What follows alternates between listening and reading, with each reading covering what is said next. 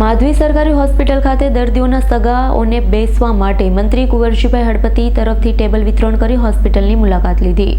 માંડવી સરકારી હોસ્પિટલમાં આવતા દર્દીના સગા સંબંધીઓને બેસવા માટે મંત્રી કુંવરજીભાઈ હળપતિ દ્વારા ટેબલ વિતરણ કરવામાં આવ્યા હતા।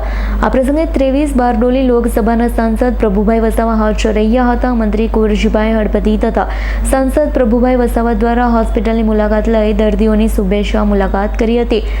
આ પ્રસંગે એક્સ-રે મશીન અંગે મંત્રીશ્રીને રજૂઆત કરતા કુંવરજીભાઈ હળપતિએ આરોગ્ય મંત્રીને જાણ કરવા જણાવ્યું હતું। આ પ્રસંગે માંડવી નગર ભાજપ પ્રમુખ પ્રિતેશભાઈ રાવળ, તાલુકા ભાજપ પ્રમુખ અનિલભાઈ ચૌધરી, હોસ્પિટલના અધ્યક્ષ ડોક્ટર પરિમલભાઈ ચૌધરી, માંડવી નગર ભાજપ મહામંત્રી શાલિન શાહ તેમજ નગર તથા તાલુકાના ભારતીય જનતા પાર્ટીના કાર્યકરો ઉપસ્થિત રહ્યા હતા।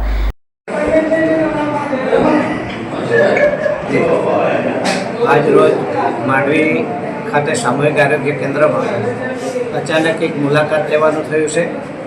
ખાસ કરીને સામૂહિક આરોગ્ય કેન્દ્રની અંદર તમામ પ્રકારના દર્દીઓ આવતા હોય, દર્દીઓના જે સગા સંબંધીઓ છે એમને બેસવા માટે સ્ટૂલની વ્યવસ્થા નહોતી, તો મને આવીને ફરિયાદ કરીને મેં તાત્કાલિક નિવારણ કરીને મારા તરફથી 150 જેટલા ટૂલ્સ ટેબલ એમને આપવામાં આવ્યા છે।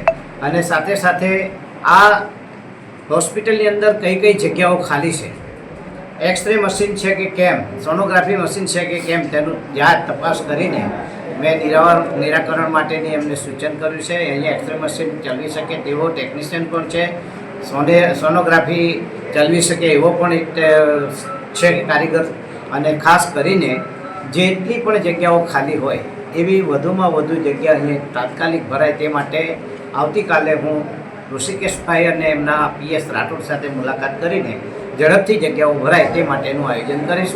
ઉપરના ભાગે જે સ્ટ્રક્ચરની વાત છે એ સ્ટ્રક્ચરની દરખાસ્ત પણ બંને લોકો એન્જિનિયર મારફતે કરીને આપશે તો એને પણ હું સુવિધા પૂરી કરીશ। જીતેન્દ્ર સોલંકીનો રિપોર્ટ, S9 ન્યૂઝ, માંડવી। અમારી તમામ માહિતીથી અપડેટ રહેવા માટે જોડાયેલા રહો S9 ન્યૂઝ સાથે।